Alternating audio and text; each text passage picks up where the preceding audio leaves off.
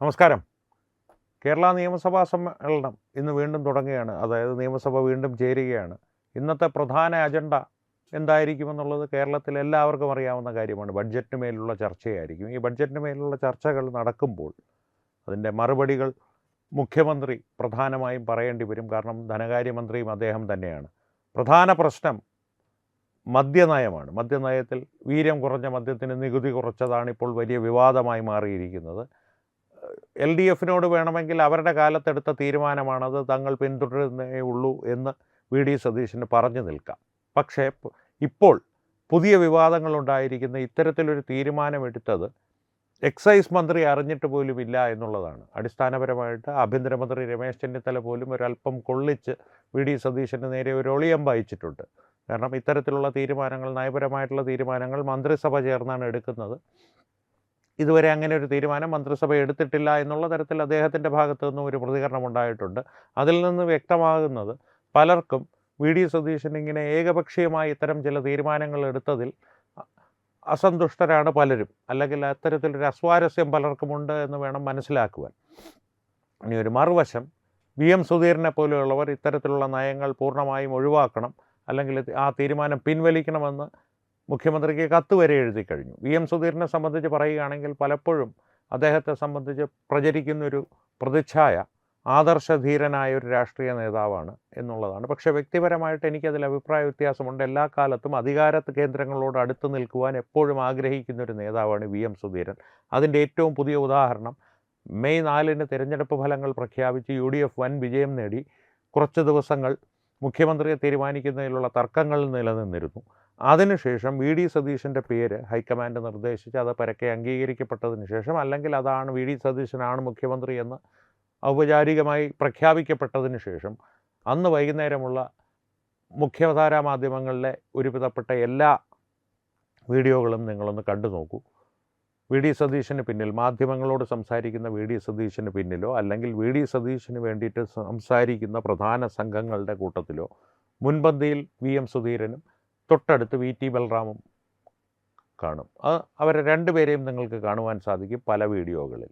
പിറ്റേ ദിവസം മുതൽ ഇവർ രണ്ടുപേരും അപ്രത്യക്ഷരാണ് VD സതീശൻ്റെ അനുചരവൃന്ദങ്ങളിൽ നിന്ന്. അല്ലെങ്കിൽ ഏതെങ്കിലും ഒരു സ്ഥാനം പിന്നീടുള്ള ദിവസങ്ങളിൽ VD സതീശൻ മന്ത്രിസഭയിലോ അല്ലെങ്കിൽ അതിൻ്റെ അവാന്തര വിഭാഗങ്ങളിലോ ഇരുവർക്കും നൽകപ്പെട്ടിട്ടില്ല. രാഷ്ട്രീയപരമായി അതിനെ കാണുകയാണെങ്കിൽ ഇവരെ രണ്ടുപേരെയും VD സതീശൻ ഒഴിവാക്കി. അതിനു മുൻപ് ഇത്തരത്തിലുള്ള എന്തെങ്കിലും സ്ഥാനത്തിന് അവർക്ക് താല്പര്യമുണ്ടായിരുന്നു എന്നുള്ളതാണ് ഈ ഒരു കാലഘടനയും അതിൻ്റെ ഒരു പ്രവർത്തന രീതിയും, അല്ലെങ്കിൽ ഈ കാര്യങ്ങൾ വികസിച്ച രീതി നോക്കുമ്പോൾ നമുക്ക് മനസ്സിലാക്കുവാൻ സാധിക്കുന്നു. അത്തരത്തിലുള്ളൊരു വികാസം ഉണ്ടായതിലൊരു അസംതൃപ്തി VM സുധീരന് തീർച്ചയായും ഉണ്ടാകും. VD സതീശൻ കേരള മുഖ്യമന്ത്രിയായി പ്രഖ്യാപിക്കപ്പെട്ടപ്പോൾ അദ്ദേഹത്തെ വാനോളം പുകഴ്ത്തിയ VM സുധീരൻ ഇപ്പോൾ ഇത്തരത്തിലൊരു മദ്യനയം പിൻവലിക്കണമെന്നും, ഒപ്പം കടലോര മേഖലയിൽ അല്ലെങ്കിൽ അതിൻ്റെ തുറമുഖങ്ങൾ വികസിപ്പിക്കുന്നതുമായി സംബന്ധിച്ചതോ അല്ലെങ്കിൽ ധാതു ഖനനവുമായി ബന്ധപ്പെട്ട് ബഡ്ജറ്റിൽ അവതരിപ്പിച്ച തീരുമാനങ്ങളോ ഒക്കെ ആലപ്പുഴക്കാർക്ക് വളരെ ആശങ്കയുണ്ടാക്കുന്നതാണ്. അതുകൊണ്ട് തന്നെ അവ പുനഃപരിശോധിച്ച് പിൻവലിക്കണമെന്നുള്ള ആവശ്യവും അദ്ദേഹത്തിൻ്റെ കത്തിൽ കൂട്ടിച്ചേർത്തിട്ടുണ്ടെന്നാണ് നമുക്കറിയുവാൻ കഴിയുന്നത്.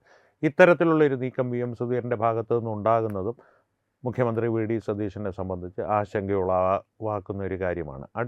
PM ശ്രീയും തീർച്ചയായും ചർച്ചയാവും. അതിൽ വാദപ്രതിവാദങ്ങൾ അങ്ങോട്ടും ഇങ്ങോട്ടും നടക്കുമ്പോൾ UDF ഏതാണ്ട് ഏക മനസ്സോടുകൂടി തന്നെ LDFിനെ എതിർക്കുമെന്ന് തന്നെയാണ് നമുക്ക് മനസ്സിലാക്കുവാൻ സാധിക്കുന്നത്. കാരണം അടിസ്ഥാനപരമായിട്ട് കേന്ദ്ര സർക്കാരുമായിട്ടൊരു സംഘർഷാവസ്ഥയിലേക്ക് കാര്യങ്ങൾ കൊണ്ടുപോകേണ്ട, കാര്യങ്ങൾ മാന്യമായി പോകട്ടെ എന്നുള്ളൊരു തീരുമാനമാണ് ഇപ്പോഴത്തെ. കാരണം ഭരണത്തിലേറിയിട്ട് അധികം ദിവസമായിട്ടില്ലല്ലോ. കേന്ദ്രത്തിൽ നിന്ന് ഫണ്ടുകളാണെങ്കിലും മറ്റു പല സഹായങ്ങളാണെങ്കിലും എല്ലാം ഈ സർക്കാരിന് വേണ്ടതുണ്ട്. അതുകൊണ്ട് തന്നെ കേന്ദ്ര സർക്കാരുമായൊരു സംഘർഷത്തിന് VD സതീശൻ സർക്കാർ തയ്യാറാകുമെന്ന് എനിക്ക് തോന്നുന്നില്ല. തന്നെയുമല്ല, ഈ സാഹചര്യങ്ങളും നമ്മളോട് പറയുന്നത് അതാണ്. വിദ്യാഭ്യാസ മന്ത്രി ഉൾപ്പെടെയുള്ളവരുടെ പ്രസ്താവനകൾ നമുക്ക് മനസ്സിലാക്കി തരുന്നത് അക്കാര്യമാണ്.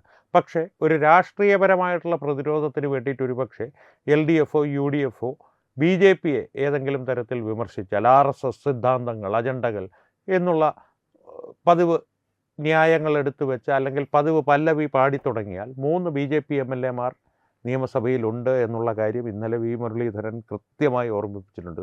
കഴക്കൂട്ടം MLA ആയ ശ്രീ V മുരളീധരൻ കൃത്യമായി പറഞ്ഞത് ഇത്തരത്തിലുള്ള പല കാര്യങ്ങളിലുള്ള അവ്യക്തത, ഭരണകാര്യങ്ങളിലുള്ള അവ്യക്തത, RSSനും BJPക്കും എതിരെയുള്ള കാര്യമില്ലാത്ത വിമർശനം, ഏതെങ്കിലും കാര്യത്തിൽ നിന്ന് ഒഴിവ് കഴിവ് പറയുവാൻ വേണ്ടി ഇത്തരത്തിലുള്ള വിമർശനങ്ങൾ സഭയിൽ കൊണ്ടുവരിക, അത്തരത്തിലുള്ള ഒരു പരിപാടികളും ഇത്തവണ ചോദ്യം ചെയ്യപ്പെടാതെ പോകില്ല. കാരണം കഴിവുള്ള 3 BJPയുടെ MLAമാർ ഇത്തവണ നിയമസഭയ്ക്കകത്തുണ്ട്. അവരെ ചോദ്യം ചെയ്ത് വെള്ളം കുടിപ്പിക്കുവാനും അവരുടെ തെറ്റായ പ്രവചനങ്ങൾക്കും പ്രവർത്തനങ്ങൾക്കും അല്ലെങ്കിൽ പ്രസ്താവനകൾക്കും മറുപടി നൽകുവാനും ഇക്കാര്യം വി മുരളീധരൻ അസന്നിഗ്ധമായി വ്യക്തമാക്കിയിട്ടുണ്ട് ഈ കഴിഞ്ഞ ദിവസം. ഇനി മറ്റൊരു പ്രശ്നം VD സതീശന് അഭിമുഖീകരിക്കുവാൻ പോകുന്നത് ഇതിനുള്ള ഫണ്ട് കണ്ടെത്തൽ എങ്ങനെയായിരിക്കുമെന്നുള്ള ചോദ്യം ഒരുപക്ഷെ LDFിൻ്റെ ഭാഗത്തു നിന്നോ BJPയുടെ ഭാഗത്തു നിന്നോ. ഫണ്ട് എന്നുള്ളത് ഒരു പദ്ധതിക്ക് മാത്രമല്ല, അദ്ദേഹത്തിൻ്റെ സ്വപ്ന പദ്ധതിയായ മിഷൻ സമുദ്രയ്ക്കോ അല്ലെങ്കിൽ അങ്ങനെ എന്തെങ്കിലും വലിയ പദ്ധതികൾ, അത് തന്നെ വലിയ പദ്ധതികളെന്ന് പറയുന്നത് ദുഃഖകരമാണ്. കാരണം ഈ കഴിഞ്ഞ ദിവസം ചാർട്ടേഡ് അക്കൗണ്ടൻറ്റും സാമ്പത്തിക ശാസ്ത്ര വിദഗ്ധനുമായ ശ്രീ രഞ്ജിത്ത് കാർത്തികേയനുമായിട്ട് തത്വമയി ന്യൂസിലൊരു അഭിമുഖം ഉണ്ടായിരുന്നു ബഡ്ജറ്റിനെ സംബന്ധിച്ച്. പ്രേക്ഷകരത് തീർച്ചയായും കാണണം. കാരണം വളരെ വിശദമായി തന്നെ ബഡ്ജറ്റിനെ പക്ഷപാതപരമായിട്ട് ഉള്ള ഒരു അവലോകനമൊന്നുമല്ല, കൃത്യമായിട്ട് അതിലെ നല്ല കാര്യങ്ങൾ, പല നല്ല കാര്യങ്ങളും ചൂണ്ടിക്കാട്ടുകയും ഒപ്പം ആശങ്ക ജനിപ്പിക്കുന്ന ചില വസ്തുതകൾ ചൂണ്ടിക്കാട്ടുകയും ചെയ്ത ഒരു നിഷ്പക്ഷമായൊരു അവലോകനം പ്രേക്ഷകർക്ക് ബഡ്ജറ്റിനെക്കുറിച്ച് കാണുവാൻ സാധിക്കും. ഈ ബഡ്ജറ്റിനെക്കുറിച്ച് അത്തരത്തിലൊരു അവലോകനം മറ്റെവിടെയെങ്കിലും ഇത്ര കൃത്യമായും ഇത്ര വിശദമായും കാണുവാൻ സാധിക്കുമെന്ന് എനിക്ക് തോന്നുന്നില്ല. ഒന്ന് പ്രേക്ഷകർ കാണുക, ഇടയ്ക്കൊന്ന് പറഞ്ഞു എന്ന് മാത്രം. അത്തരത്തിലുള്ളൊരു അവലോകനത്തിൽ പറഞ്ഞതുപോലെ ഈ പദ്ധതികൾക്ക് വകമാറ്റി വെച്ചിരിക്കുന്ന തുക തന്നെ വളരെ അപരിമിതമായ തുകയാണ്, ചെറിയ തുകകളാണ്. 400 കോടി എന്നൊക്കെ പറയുന്നത് ഈ വിഭാവനം ചെയ്യുന്ന പദ്ധതിയെ സംബന്ധിച്ച് കണക്കാക്കുമ്പോൾ അല്ലെങ്കിൽ അതുമായി ബന്ധിപ്പിച്ച് കാണുമ്പോൾ വളരെ ചെറിയ തുകയാണ്. എന്നാൽ പോലും ഇത്ര ചെറിയ തുകയാണെങ്കിൽ പോലും എവിടെ നിന്ന് അതിൻ്റെ സ്രോതസ്സ് അല്ലെങ്കിൽ എവിടെ നിന്നാണ് അത് ഉദ്ഭവിക്കുക, കണ്ടെത്തുക എന്നുള്ള ചോദ്യം ബാക്കിയാണ്. ആ ചോദ്യം സഭയിൽ ഉയർന്നാലും VD സതീശൻ ബുദ്ധിമുട്ട് നേരിടുവാൻ സാധ്യതയുണ്ട്. അത്തരത്തിൽ വളരെ കൗതുകകരമായിട്ടുള്ളൊരു നിയമസഭാ സമ്മേളനമായിരിക്കും ഇന്ന് തുടങ്ങി ബുധനാഴ്ച അവസാനിക്കാൻ പോകുന്ന ഈ സമ്മേളനം. തുടർന്ന് 30-ാം തീയതി, 29, 30 തീയതികളിൽ സഭ വീണ്ടും ചേരുന്നുണ്ട്. അന്ന് ഇതിൻ്റെ തുടർച്ചയുണ്ടാകും. പക്ഷേ തീപ്പൊരി ഇന്നായിരിക്കും വീഴുക. രൂക്ഷമായ വാദപ്രതിവാദങ്ങൾ ചോദ്യോത്തരവേളയിൽ ഉൾപ്പെടെ ഉണ്ടാകുവാൻ സാധ്യതയുണ്ട്. ഒരുപക്ഷെ ആശയപരമായിട്ടുള്ളൊരു സംഘടനം തന്നെ നമുക്ക് കാണുവാൻ സാധിച്ചേക്കാം. ശിവൻകുട്ടിയെ പോലെയുള്ളവർ സഭയ്ക്കുള്ളിൽ ഇല്ലാത്തത് കൊണ്ട് ഒരുപക്ഷെ മേശപ്പുറത്ത് നിന്നുള്ള ശാരീരിക സംഘടനവും നൃത്തമൊന്നും നമുക്ക് കാണുവാൻ സാധിച്ചെന്ന് വരില്ല. പക്ഷേ ആശയങ്ങൾ ഏറ്റുമുട്ടി തീപ്പൊരി പാറുമെന്നുള്ളത് ഉറപ്പാണ്. ആശയങ്ങളുടെ ദൃഢത ഏത് ഭാഗത്താണെന്നുള്ളത് നാം കണ്ട് തീരുമാനിക്കേണ്ട കാര്യമാണ്. അടിസ്ഥാനപരമായി VD സതീശൻ അദ്ദേഹത്തിൻ്റെ കന്നി ബഡ്ജറ്റ് അവതരിപ്പിച്ചു കഴിഞ്ഞു. അതിനെ സംബന്ധിച്ചുള്ള ചോദ്യങ്ങൾ നേരിടുവാൻ ഇന്ന് തയ്യാറായിരിക്കുമെന്ന് നമുക്ക് വിശ്വസിക്കാം. അല്ല എങ്കിൽ ഒരുപക്ഷെ അദ്ദേഹം വെള്ളം കുടിക്കുന്ന കാഴ്ച നമുക്ക് കാണുവാൻ സാധിക്കും.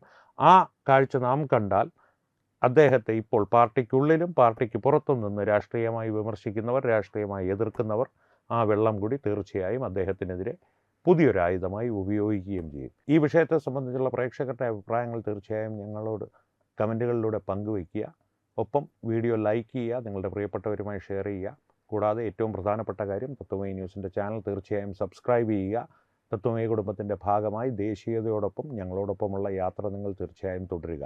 വീണ്ടും കാണാം. നന്ദി, നമസ്കാരം. HIV അണുബാധ സന്തോഷപൂർണമായ ഒരു ജീവിതത്തിന് തടസ്സമല്ല. HIV അണുബാധയ്ക്ക് ഫലപ്രദമായ ചികിത്സ ഇന്ന് ലഭ്യമാണ്. ഇതിന് യഥാസമയം അണുബാധ കണ്ടെത്തുന്നതും കാലേക്കൂട്ടി ചികിത്സ നടത്തേണ്ടതും അത്യാവശ്യമാണ്. സൗജന്യമായ ചികിത്സയും മാർഗനിർദ്ദേശങ്ങളും സർക്കാർ ആശുപത്രികളിലെ ART അഥവാ ഉഷസ് കേന്ദ്രങ്ങളിൽ ലഭ്യമാണ്. ആരോഗ്യ സംരക്ഷണം ഓരോരുത്തരുടെയും ഉത്തരവാദിത്തമാണ്.